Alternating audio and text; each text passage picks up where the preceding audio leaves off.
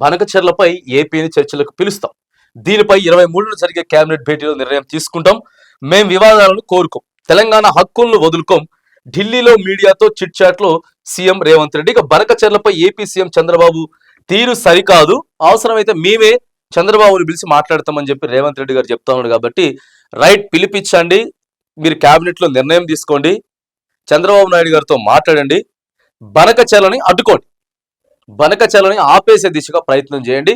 తెలంగాణ ప్రయోజనాల కోసం, తెలంగాణ బిడ్డల కోసం, తెలంగాణ గడ్డ కోసం మరి మీరు ప్రయత్నం చేయండి. చంద్రబాబుని ఆపాలి. ఏమంటుందంటే సర్వత్రా విమర్శలు ఏమొస్తా ఉన్నాయంటే, గురువుకి చెప్పగలుగుతాడా, చంద్రబాబు నాయుడు గారిని ఆపగలుగుతాడా, ఆయన ఏది చెప్తే ఇక్కడ ఈయన ఇది తింటాడు కానీ అనేటటువంటి విమర్శలు ఏవైతే ఉన్నాయో వాటన్నిటిని కూడా పటాపంచలు చేస్తూ ఇప్పుడు ఏదైతే ఇక్కడ కనపడతా ఉందో క్లియర్ గా చంద్రబాబు బనకచెర్లపై ఏపీ సీఎం చంద్రబాబు తీరు సరికాదు, ముందు మాకు చెప్పాల్సింది పోయి కేంద్రం చుట్టూ చిరుగుడేందని చెప్పి రేవంత్ రెడ్డి గారు మాట్లాడుతున్నటువంటి సందర్భంలో బాజప్తా మీరు చర్చలకైనా పిలవాలి, చర్చలకు పిలవండి, కూర్చోబెట్టి మాట్లాడి బనకచెర్లని అడ్డుకునేటటువంటి ప్రయత్నం తెలంగాణ ముఖ్యమంత్రి చేయాలి.